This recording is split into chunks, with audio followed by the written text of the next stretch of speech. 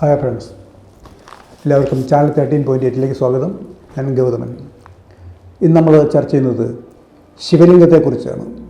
എന്തുവാണ് അതിൻ്റെ പിന്നിലുള്ള ചരിത്രം? ഇന്ന് വളരെയധികം ആരാധ്യമായിരിക്കുന്നൊരു സാധനമാണ് ശിവലിംഗം. ഏറ്റവും വലിയ ശിവലിംഗം അടുത്ത കാലത്ത് തിരുവനന്തപുരത്ത് എവിടെയോ സ്ഥാപിച്ചു. അവിടെയൊക്കെ ധാരാളം ഭക്തന്മാരും വിശ്വാസികളൊക്കെ പോകുന്നുണ്ട്.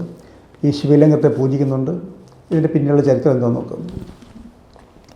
നമുക്കറിയാം, BC 383 വൈശാലി വെച്ചായിരുന്നു രണ്ടാമത്തെ ബുദ്ധിസ്റ്റ് കൗൺസിൽ നടന്നത്. അത് ശിശുനാഗ രാജവംശത്തിലെ കാലശോകയായിരുന്നു അത് ഓർഗനൈസ് ചെയ്തത്. അപ്പോൾ അവിടെ അന്ന് ധാരാളം ലോകത്തിൻ്റെ നാനാഭാഗത്തു നിന്നും ഇന്ത്യയുടെ വിവിധ ദേശങ്ങളിൽ നിന്നും ധാരാളം ബുദ്ധജനങ്ങൾ അവിടെ ചെന്നു. ആ കൗൺസിലിൽ പങ്കെടുത്തു. അവിടെ കുറച്ച് ദിവസത്തെ ഇതിന് ശേഷം അവരെല്ലാം പിരിഞ്ഞു പോയി. അക്കൂട്ടത്തിൽ കുറച്ച് ചെറുപ്പക്കാർ, ആ പ്രദേശത്തിനുള്ള ചെറുപ്പക്കാരായിരുന്നു, അവരവിടെ വെച്ച് തമ്മിൽ കാണുകയും അവരവരുടെ ഭാവി കാര്യങ്ങളൊക്കെ തീരുമാനിക്കുകയൊക്കെ ചെയ്തു.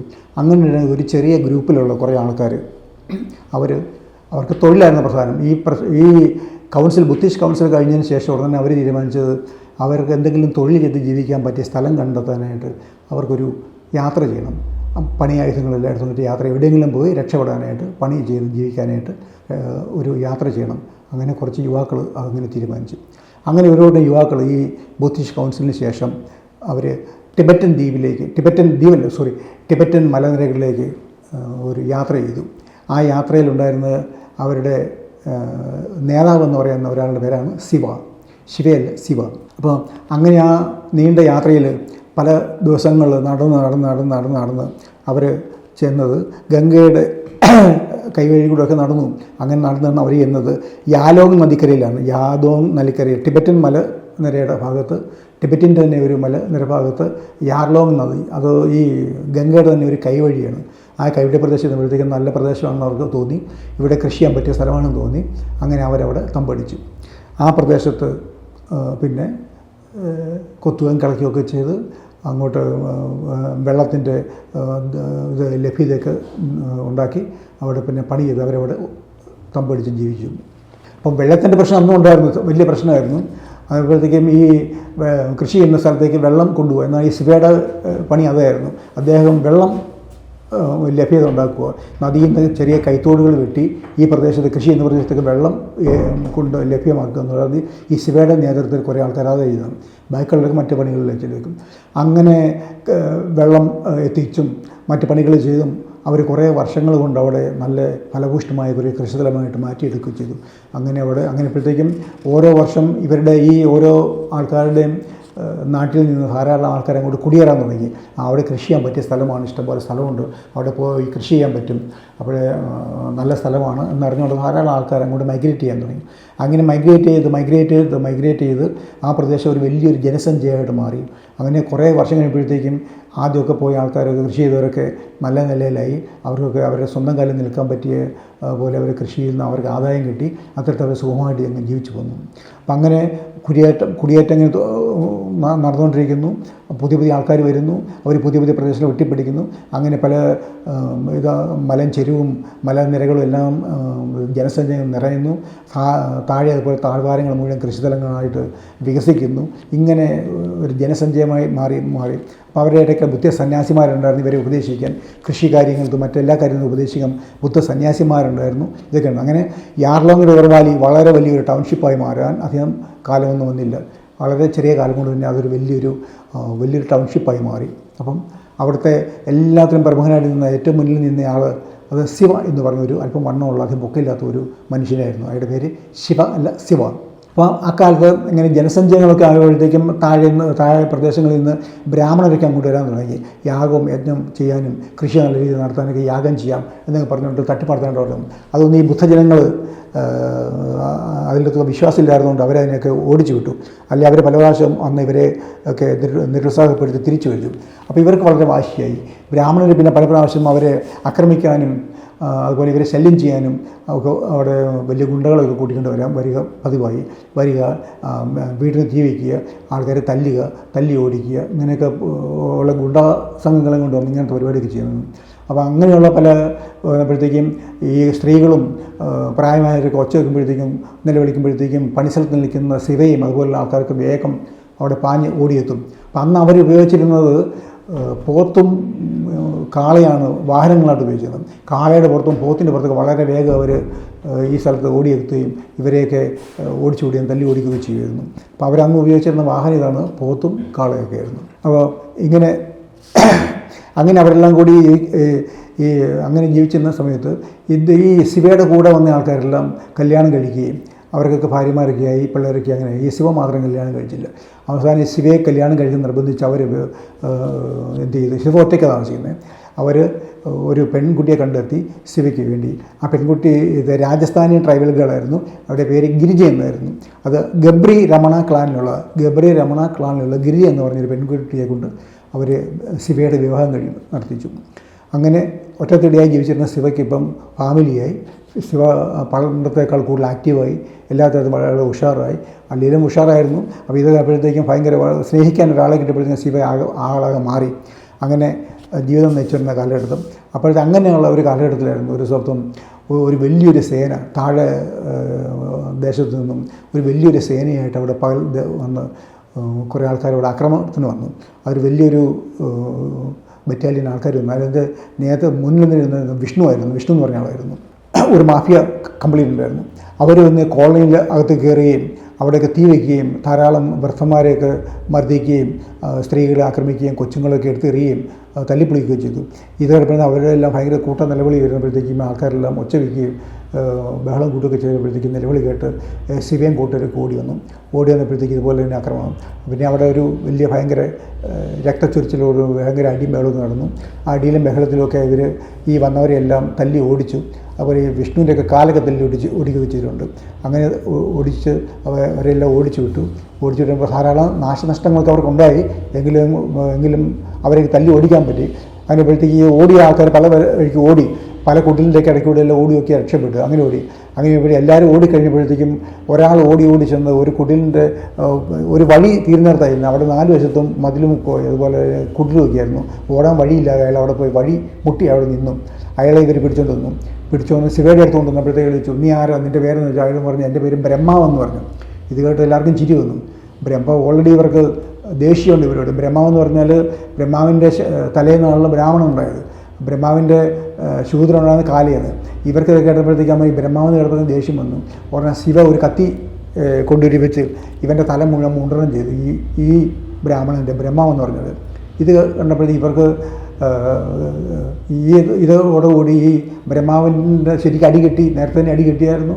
അതുപോലെ തലയെ മുണ്ടനം ചെയ്ത് വിട്ടപ്പോഴത്തേക്കും എല്ലാവരും ചെന്നതിന് പുറകെ വളരെ ക്ഷീണിതനായിട്ട് ഒത്തിരി ദിവസം കഴിഞ്ഞ് അവിടെ ചെന്നത്. അപ്പോഴത്തേക്ക് ഒരു ചെന്ത് പറ്റിയപ്പോഴത്തേക്ക് പോലെ എൻ്റെ തല അവർ പിടിച്ച് മുണ്ടനം ചെയ്തു, കളിയാക്കി, തല്ലി എന്നൊക്കെ പറഞ്ഞു. അപ്പോൾ അവർ ഭയങ്കര ദേഷ്യം. ഒരു ബ്രാഹ്മണൻ്റെ തല മുഴുവനും മുണ്ടനം ചെയ്ത് വിടുക എന്ന് വെച്ചാൽ ഭയങ്കര അത് വലിയ പാപമോ അല്ലെങ്കിൽ അത് വലിയ അവർക്ക് വൈരാഗ്യത്തിന് കാരണമായി. അങ്ങനെ അവർ അടുത്തൊരു യുദ്ധത്തിന് വേണ്ടി അല്ലെങ്കിൽ ഒരു ചതിക്ക് വേണ്ടി അങ്ങനെ കാത്തിരുന്ന് കുറേ നാൾ കഴിഞ്ഞപ്പോഴത്തേക്കും ഇവരിതൊക്കെ മറന്നുപോയി. കുറേ നാൾ കഴിയുമ്പോഴത്തേക്കും ഒരു ദിവസം ഈ നമ്മുടെ ശിവയുടെ ഭാര്യ ഗിരിജ കാട്ടിൽ വിറകൊടിച്ചുകൊണ്ടിരുന്ന സമയത്ത് അവിടെ വന്ന് ബ്രാഹ്മണർ ഒളിഞ്ഞു നിന്ന് അവളെ കുത്തിക്കൊന്നു. അങ്ങനെ ശിവയുടെ ഭാര്യ ഗിരിജയെ കുത്തിക്കൊന്നു. ആ വിവരം അറിഞ്ഞപ്പോഴത്തേക്കും ഉണ്ടായിരുന്ന അടുത്തൊക്കെ കുറേ ആൾക്കാരുണ്ടായിരുന്നു. അവരെല്ലാം ഓടിച്ചപ്പോഴത്തേക്കും കുത്തിയവരൊക്കെ ഓടിപ്പോയി. അപ്പോൾ അവർക്ക് മനസ്സിലായി ഇത് ഇന്ന ആൾക്കാരെന്ന് മനസ്സിലാവുകയും അവർ വിവരങ്ങളൊക്കെ അറിഞ്ഞു. അത് കഴിഞ്ഞിട്ട് അതോടുകൂടി ശിവ അതിൻ്റെ ഊർജ്ജമൊക്കെ നഷ്ടപ്പെട്ട് വീട്ടിൽ കുത്തിയിരിപ്പോൾ ഇല്ല, ജോലിക്ക് പോകുന്നില്ല, കൃഷി സ്ഥലത്തേക്ക് പോകുന്നില്ല, വല്ലാതെ അവശനായി. അതുപോലെ ഇങ്ങനെ ദുഃഖിതനായിട്ട് കിടന്നു. അപ്പോൾ ആൾക്കാർ എന്ത് ചെയ്യും, ആഹാരം കഴിക്കുന്നില്ല, ഒന്നുമില്ല, അങ്ങനെ ഒറ്റയ്ക്കായി. അവിടെ എല്ലാവർക്കും ഭയങ്കര സങ്കടമായി. ആരും കൊണ്ട് കൊടുത്താലും വെള്ളം പോലും കഴിക്കത്തില്ല, ആഹാരം കഴിക്കത്തില്ല. അങ്ങനെയായി കുറച്ച് ദിവസം കഴിയുമ്പോഴത്തേക്ക് അങ്ങനെ ദുഃഖിച്ചിരിക്കുകയാണ്, വളരെ ക്ഷീണിതനായി. അങ്ങനെ ഒരു ദിവസം പെട്ടെന്ന് നോക്കിയപ്പോഴത്തേക്ക് ഒരാൾ ഒരു സ്ത്രീയെയും കൊണ്ടുവന്ന് അവിടെ വന്നു. എന്നിട്ട് പറഞ്ഞു, എൻ്റെ മോള് നിങ്ങൾക്ക് വേണ്ടി പരിചയിക്കാനായിട്ട് ഇവിടെ നിൽക്കും, അവൾക്ക് നിങ്ങളെ വലിയ ഇഷ്ടമാണ്, ഇവിടെ പേര് പാർവതി എന്നതാണ് എന്ന് പറഞ്ഞു. ഉടനെ ശിവയൊന്നും പറഞ്ഞതിന് മുമ്പ് തന്നെ അയാൾ പെട്ടെന്ന് ഈ പെൺകുട്ടി അവിടെ ആക്കിയിട്ട് പെട്ടെന്ന് അയാളത് നടന്നു പോയി. അപ്പോഴത്തേക്കും ഈ ശിവയൊന്നും പറഞ്ഞില്ല. അത് കഴിഞ്ഞപ്പോഴത്തേക്ക് അടുത്തുള്ള വീട്ടിലെ സ്ത്രീകളൊക്കെ വന്ന് നോക്കിയപ്പോഴത്തേക്കും ഒരു പെൺകുട്ടി അകത്ത് നിന്ന് ജോലികളൊക്കെ ചെയ്യുന്നു, തുണി നനയ്ക്കുന്നു, അല്ലെങ്കിൽ വൃത്തിയാക്കുന്നു, ആഹാരം ഉണ്ടാക്കുന്നു. അപ്പോൾ ആ പെണ്ണെ കണ്ടപ്പോൾ അവർക്ക് ഇഷ്ടപ്പെട്ടു. വളരെ നല്ല സുന്ദരി പെണ്ണാണ്, എല്ലാ ജോലിയിലും നല്ല ചുറുചുറുക്കോട് ചെയ്യുന്നു, അത് ശിവ നല്ലപോലെ നോക്കും. അപ്പോൾ അവർക്കൊക്കെ ഇഷ്ടപ്പെട്ടു, എന്നെ ഇഷ്ടപ്പെട്ടു. ആ ശിവയ്ക്ക് പറ്റിയ പുതിയ ഒരാളെ കിട്ടി. അങ്ങനെയൊക്കെ അവർ പറഞ്ഞിട്ടുണ്ടായിരുന്നു. പക്ഷേ അവൾ വന്നത് ഒരു എഗ്രിമെൻറ്റിൻ്റെ പുറത്തായിരുന്നു വന്നത്. ആ കാര്യം ഇവർക്ക് അറിയില്ലായിരുന്നു. അതായത് അവൾ ആ നഗരത്തിലുള്ള ഒരു വേശ്യയായിരുന്നു. അവർക്ക് ഈ ശിവയെ കൊല്ലാൻ വേണ്ടി ബ്രാഹ്മണരെ ഏർപ്പാടാക്കിയതാണ്. അതായത് ദിവസവും ആഹാരത്തിൽ വിഷം കൊടുത്തവനെ കൊല്ലുക. കുറേശ്ശെ ആഹാരത്തിൽ വിഷം കൊടുത്ത് ചെറിയ അളവിൽ കൊടുത്ത് അതിനെ കൊല്ലുക. അതായിരുന്നു. അവൾ അങ്ങനെ തന്നെ ചെയ്തു. ആഹാരത്തിനകത്ത് ദിവസവും വിഷം കൊടുത്തു, കുറേശ്ശെ വിഷം കൊടുത്തു. അങ്ങനെ ഉഷാറായ ഈ ശിവൻ വീണ്ടും അവശനായി, അസുഖബാധിതനായി. അങ്ങനെ ശരീരം മുഴുവൻ രക്തം കട്ടപിടിച്ച പോലെ അങ്ങനെയായി. അങ്ങനെ ഒരു ദിവസം ശിവൻ മരിച്ചു. അങ്ങനെ വിഷം കൊള്ളിച്ചെന്നാണ് ശിവനും മരിച്ചു. അപ്പോൾ ഗിരിജ മരിച്ചതിന് അടുത്ത് അധികം താമസിയാതെ തന്നെ ശിവയും മരിക്കുകയാണ് ഉണ്ടായത്. അപ്പോഴത്തേക്ക് ആൾക്കാരെല്ലാം ഭയങ്കര ബഹളമായി. ഈ സമയത്ത് ശിവയുടെ അടുത്ത് എല്ലാവരും ഓടിക്കൂടി അവിടെ ശിവൻ മരിച്ചു വിവരം അറിഞ്ഞു. ഈ സമയത്ത് തന്നെ ഈ പാർവതിയെ കൊണ്ടുവന്ന ആൾ ആ സമയത്ത് അവിടെ എത്തുകയും പാർവതിയെ വിളിച്ചുകൊണ്ട് പോവുകയും ചെയ്തു. അപ്പോൾ ആ സമയത്ത് തടയാനൊന്നും ആർക്കും ബോധമൊന്നും പോയില്ല. എന്തിനാ വിളിച്ചുകൊണ്ട് പോകണമെന്ന് ഒന്നും ചോദിച്ചില്ല. കാരണം അയാളായിരുന്നല്ലോ കൊണ്ടുവന്നത്. പക്ഷേ കുറേ ആൾക്കാർ അവരുടെ പുറകെ പോവുകയും ചേസ് അറിയാതെ തന്നെ ഫോളോ അപ്പ് ചെയ്യുകയും അത് മനസ്സിലാക്കുകയും ചെയ്തു. അയാളുടെ ഈ വന്നയാളുടെ പേര് ദക്ഷനാരായണൻ എന്ന് പറഞ്ഞ ബ്രാഹ്മണനായിരുന്നു. അയാൾ ഏർപ്പാടാക്കിക്കൊണ്ടുവന്ന ഒരു വേശ്യയായിരുന്നു ഈ പാർവതി എന്ന് പറഞ്ഞ ആൾ. അത് ശിവയെ കൊല്ലാൻ വേണ്ടി ഏർപ്പാടാക്കി കൊണ്ടുവന്നായിരുന്നു. ആ ശിവയെ കൊന്നു, തിരിച്ചുപോയി. ഉടനെ പിന്നെ ഇവിടുത്തെ ആൾക്കാരെ പെണ്ണിനെ തല്ലിക്കൊല്ലാതിരിക്കാൻ വേണ്ടി രക്ഷപ്പെടുത്തിക്കൊണ്ട് പോയതാണ്. ആ പേരായിരുന്നു. അപ്പോൾ അങ്ങനെ ശിവയും മരിച്ചു. അപ്പോൾ ഈ ശിവ മരിച്ചതിന് ശേഷം അത് വലിയ മലനിരകൾ വലിയ പ്രോബ്ലമായി, വലിയ ഭയങ്കര പ്രശ്നങ്ങളായി. അതെല്ലാം കഴിഞ്ഞ് കെട്ടടങ്ങി. അതിനുശേഷം ശിവയെ അവർ ശിവ ഉത്സവം അടുത്ത ഒരു വർഷം കഴിഞ്ഞപ്പോഴത്തേക്ക് അവർ ശിവ മരിച്ച ദിവസം ശിവ ഉത്സവം ഒക്കെ തുടങ്ങി. അങ്ങനെ ശിവ ഉത്സവം വളരെ പോപ്പുലറായി. ആ കാലഘട്ടം അങ്ങനെയൊക്കെ ഇരിക്കുകയായിരുന്നു. ആ കാലഘട്ടത്തിൽ ശിവ ഉത്സവം വളരെ പോപ്പുലറായതിനു ശേഷമാണ് ഈ BC 220 നമുക്കറിയാം വിശ്വാമിത്രൻ ക്ഷത്രിയ ഭാരതം കെട്ടിപ്പടുത്തപ്പോഴത്തേക്കും ഈ ശിവ അപ്പം പോപ്പുലറായതുപോലെ അതിനുശേഷം അത് വീക്കുമായി, വളരെ വീക്കായി. ആ സമയത്താണ് ഈ ക്ഷത്രിയ ഭാരതം ഉണ്ടാക്കിയപ്പോഴത്തേക്കും നമ്മുടെ വിശ്വാമിത്രൻ ഈ ശിവയെ അവരുടെ കുലദൈവമായിട്ട് ശിവനാക്കി മാറ്റിയത്. ഇതിനു മുമ്പ് പറഞ്ഞതാണ്. BC 220 ക്ഷത്രിയ ഭാരതം കെട്ടിപ്പടുത്തപ്പോഴത്തേക്കും വിശ്വാമിത്രൻ ക്ഷത്രിയ ഭാരതത്തിൻ്റെ കുലദൈവമായിട്ട് ഈ ശിവയാണ് ശിവനാക്കിയെടുത്തത്. അങ്ങനെയാണ് ശിവനായി. അത് പിന്നെ ആ ശിവൻ്റെ 3 അവതാരങ്ങളൊക്കെ എഴുതി നമുക്കറിയാം. രാമൻ, ബലരാമൻ, കൃഷ്ണനൊക്കെ എഴുതിയത് നമുക്കറിയാം. അപ്പോൾ ആ ശിവ വീണ്ടും പിന്നെ പോപ്പുലറായി, ക്ഷത്രിയരിലൂടെ വീണ്ടും പോപ്പുലറായി. എന്നാൽ BC 155 പുഷ്യമിത്ര ശുംഗം ക്ഷത്രിയ ഭാരതം നശിപ്പിക്കുകയും ക്ഷത്രിയരെ നാനാവഴിക്ക് ആട്ടിപ്പായിക്കുകയും ചെയ്തു കഴിഞ്ഞപ്പോഴത്തേക്കും വീണ്ടും ഈ ശിവൻ ദുർബലനായി, അല്ലെങ്കിൽ ശിവൻ്റെ ഈ ആരാധന അത് വീണ്ടും പിന്നെ ദുർബലമായി പോയി. അത് അങ്ങനെയായി. അപ്പം പിന്നീട് ഈ ഗുപ്തരാജാക്കന്മാരുടെ ഭരണകാലത്താണ് പിന്നെ ശൈവമതം എന്ന് പറഞ്ഞൊരു മതം തന്നെ ഉണ്ടായി.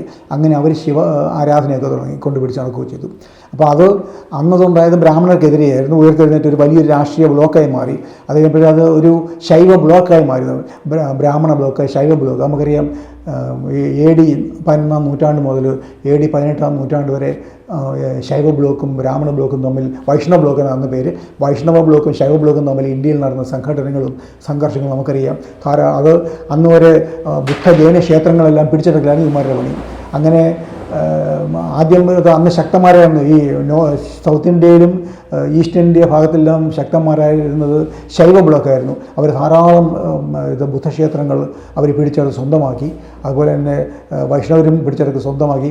അത് കഴിഞ്ഞ് അടുത്ത സ്റ്റെപ്പ് എങ്ങനെയായിരുന്നു, വൈഷ്ണവരുടെ കയ്യിലുള്ളായിരുന്ന ക്ഷേത്രങ്ങളെല്ലാം ശൈവർ തല്ലി ഉടക്കുകയും അതിനകത്തുനിന്ന് പല പിടിച്ചെടുത്തുകൊണ്ട് പോവുകയും ബാക്കി കടലിലൊടുക്കുക, കിണറ്റിലിടുക, കുളത്തിലിടുകയൊക്കെ ചെയ്യുമായിരുന്നു. അതുപോലെ തന്നെ ഇത് തിരിച്ചും വൈഷ്ണവരുടെ കയ്യിലുണ്ടായിരുന്ന ക്ഷേത്രങ്ങൾ, ബുദ്ധക്ഷേത്രങ്ങൾ അവർ പിടിച്ചടക്കി വെച്ചിരുന്ന ക്ഷേത്രങ്ങളെല്ലാം ശൈവർ പോയി തല്ലി ഉടക്കുകയും അവിടുന്ന് എടുക്കാവുന്ന സാധനങ്ങൾ എടുക്കുകയും ബാക്കി തല്ലി ഉടച്ചും കത്തിച്ചും കിണറ്റിലും കുളത്തിലും കടലിലും ഒക്കെ ഒഴുകുമായിരുന്നവർ. ഇങ്ങനെ 11-ാം നൂറ്റാണ്ട് വരെ 18-ാം നൂറ്റാണ്ട് വരെ ഇവർ തമ്മിൽ അങ്ങോട്ടും ഇങ്ങോട്ടും ഭയങ്കര സംഘർഷണവും. ഇന്ത്യയിലെ മുഖ്യ ക്ഷേത്രങ്ങൾ നശിപ്പിക്കപ്പെട്ട് ഇവർ രണ്ടും കൂടിയാണ് ഈ മത്സരത്തിലാണ് ഇവർ നശിപ്പിച്ചത്. അതെല്ലാം പിന്നെ മറ്റുള്ളവരുടെ തലയിൽ കെട്ടിവെക്കാൻ ശ്രമമൊക്കെ നടത്തിയെങ്കിലും കൂടുതൽ ക്ഷേത്രങ്ങൾ മുഴുവൻ നശിപ്പിച്ചത് ശൈവരും വൈഷ്ണവരും കൂടിയായിരുന്നു. അതായത് ശൈവരുടെ കയ്യിലിരുന്ന ക്ഷേത്രങ്ങൾ ഇവരുടെ ആയിരുന്നില്ല, രണ്ടുപേരുടെ ആയിരുന്നില്ല. ക്ഷേത്രങ്ങൾ മുഴുവൻ ജൈന ബുദ്ധ മതക്കാരുടെ ആയിരുന്നു. അതിന് ക്ഷേത്രങ്ങളായിരുന്നില്ല, അവർ വിഹാരങ്ങളും മഠങ്ങളും ഒക്കെ ആയിരുന്നു. ഇപ്പോഴാണ് അതിനെ ക്ഷേത്രം എന്ന് പറയുന്നത്. അപ്പം ഈ ജൈന ബുദ്ധ വിഹാരങ്ങൾ കൈയടക്കി വെച്ചിരുന്നത് ഇവരുടെ ശൈവന്മാരുടെ കയ്യിലുണ്ടായിരുന്ന വൈഷ്ണവരുടെ കയ്യിലുണ്ടായിരുന്നത് ശൈവരും തല്ലി ഉടക്കുകയോ ചെയ്യുന്നു. അപ്പോൾ അതിനുശേഷം പിന്നീട് ചരിത്രമൊക്കെ എഴുതിയപ്പോഴത്തേക്ക് അതെല്ലാം മാറ്റി കളഞ്ഞു. ഇവർ രണ്ടും പിന്നെ ഒന്നിച്ചായി.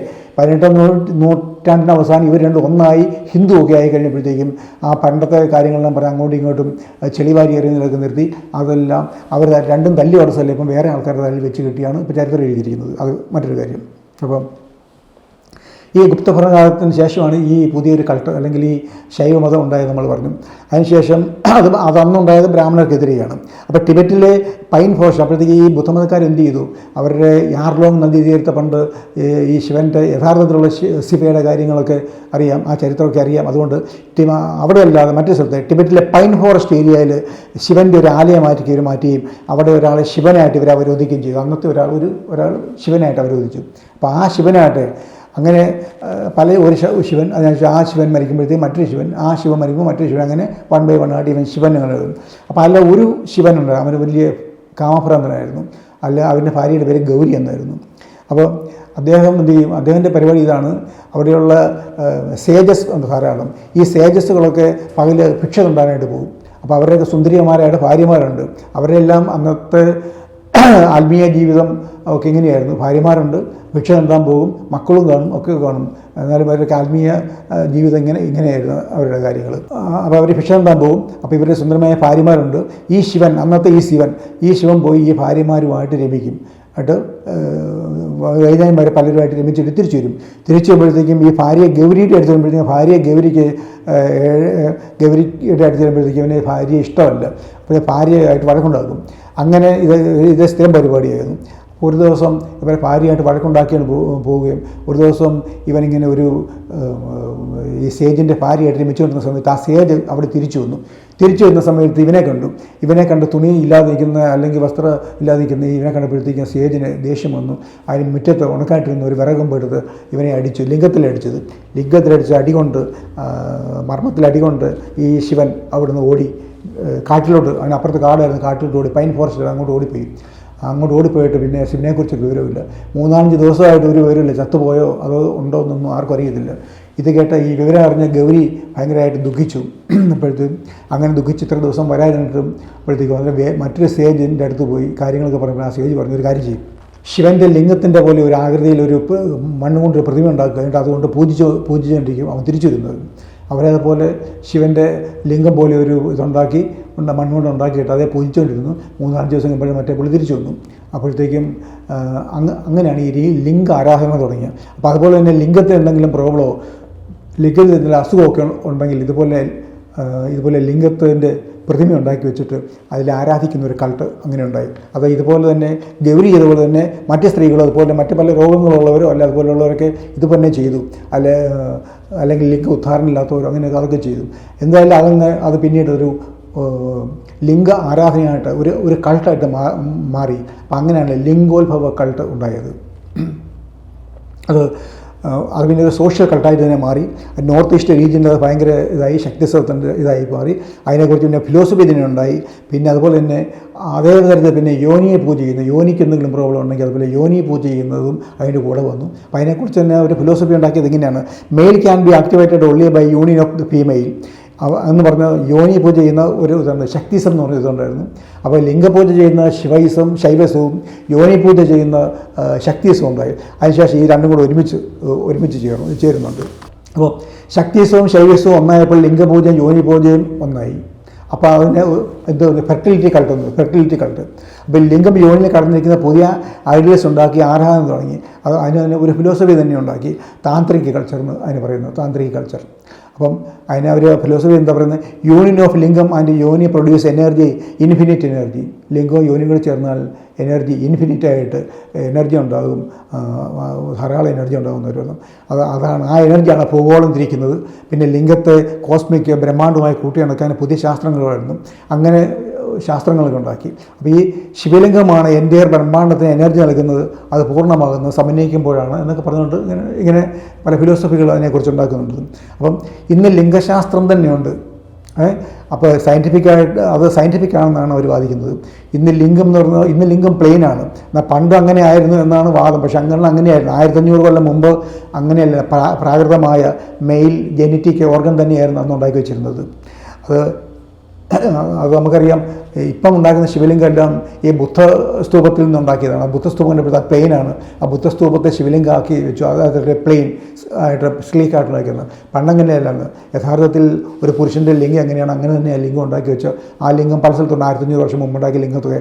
പരശുരാമ ക്ഷേത്രം ഒറീസയിൽ, അനന്തേശ്വര ലിംഗം ശ്രീകൃഷ്ണ ടെമ്പിൾ ഉടുപ്പിയിൽ, അർദ്ധനാരീശ്വര ടെമ്പിൾ ഇൻഡോബേത്തു സൗത്ത് കന്നഡ, അവിടെയെല്ലാം ഉണ്ടാക്കിയിരിക്കുന്ന പഴയ ഈ മെയിൽ ജെനറ്റിക് ഓർഗൻ തന്നെയാണ് ഉണ്ടാക്കി വെച്ചേക്കുന്നത്. ഇപ്പോൾ അതൊക്കെ നാണക്കേടായതുകൊണ്ട് ഇപ്പോൾ ശിവലിംഗം എന്ന് പറഞ്ഞാൽ വളരെ പ്ലെയിൻ ആയിട്ടുള്ള ലിംഗം ഉണ്ടാക്കി വയ്ക്കുകയാണ്. അത് ശാസ്ത്രീയമാണെന്നാണ് പറയുന്നത്. അതിനെ കോസ്മോളജിയൊക്കെ ആയിട്ട് ബന്ധപ്പെടുത്തി വല്ല എനർജിയുടെ സ്രോതസ്സാണ് എന്നൊക്കെയാണ് പറയുന്നത്. അതാണ് ഭൂമിയെയും ചന്ദ്രനെയും ഒക്കെ കറക്കുന്നത്, അല്ലെങ്കിൽ ബ്രഹ്മാണ്ടം തന്നെ കറക്കുന്നത് ഈ ഇതിൽ നിന്നുണ്ടാകുന്ന ഊർജ്ജം കൊണ്ടാണെന്നുള്ള അതൊക്കെയാണ് ഇപ്പോഴത്തെ ഹിന്ദു മിതോളജി അല്ലെങ്കിൽ ഹിന്ദുവിൻ്റെ ശാസ്ത്രം അതങ്ങനെ പറയുന്നുണ്ട്. ലിംഗാരാധന യഥാർത്ഥ ശിവനുമായി ബന്ധപ്പെട്ടൊന്നുമല്ല, അത് അഭിനവ ശിവനുമായി ബന്ധപ്പെട്ടാണ്. യഥാർത്ഥ ശിവൻ്റെ ലിംഗമോ അല്ലെങ്കിൽ അതൊന്നും ചർച്ചാ വിഷയമായിരുന്നില്ല. അദ്ദേഹം ഫുഡ് പോയിസൺ കൊണ്ട് മരിക്കുക ചെയ്ത്. അദ്ദേഹത്തിൻ്റെ ഭാര്യയുടെ പേര് ഗിരിജ എന്നായിരുന്നു. അവർ രാജസ്ഥാനി ട്രൈബൽ ഗേളായിരുന്നു. ശിവ എന്ന് പറയുന്ന അദ്ദേഹത്തിൻ്റെ ഒറിജിനൽ അറിയില്ല. അദ്ദേഹം ബീഹാർ ആ ഭാഗത്ത് കണ്ടുണ്ടായിരുന്ന ഒരു ആളായിരുന്നു ശിവയും അദ്ദേഹത്തിൻ്റെ ഭാര്യ ഗിരിജയും ഇവരുടെ കൈകളാൽ കൊല്ലപ്പെടുകയാണ് ഉണ്ടായത്. ബ്രാഹ്മണരുടെ കൈകളാൽ കൊല്ലപ്പെടുകയാണ് ഉണ്ടായത്. അദ്ദേഹത്തിൻ്റെ പാർവതി അദ്ദേഹത്തിനെ വധിക്കാനായിട്ട് വന്ന ഒരു വേശ്യസ്ത്രീയായിരുന്നു. ഇതാണ് ശിവനുമായിട്ട് ബന്ധപ്പെട്ട കാര്യം. അപ്പോൾ ആ ശിവനും ഈ ശിവലിംഗമായിട്ട് യാതൊരു ബന്ധവുമില്ല. ഈ ശിവലിംഗത്തിൻ്റെ കഥ ഇത് പത്മപുരാണത്തിൽ പറഞ്ഞ, ഞാൻ പറയുന്നില്ല, പത്മപുരാണത്തിൽ പറയുന്ന കഥ ഞാൻ അങ്ങനെ തന്നെ പറഞ്ഞെന്ന് മാത്രമേ ഉള്ളൂ. അത് പത്മപുരാണത്തിൽ പറയുന്ന കഥയാണിത്. ആ കഥ അഭിനവ ശിവനുമായിട്ടുള്ള ആണ്. ഇപ്പോൾ കാണുന്ന ലിംഗമൊക്കെ അഭിനവ ശിവനുമായിട്ട് കാണുന്ന ലിംഗമാണ്, ശിവലിംഗമാണ്. അത് യഥാർത്ഥ ശിവനുമായിട്ട് യാതൊരു ബന്ധവുമില്ല. അത് മറ്റൊരു വിഷയമായിട്ട് ഇനി വീണ്ടും വരും.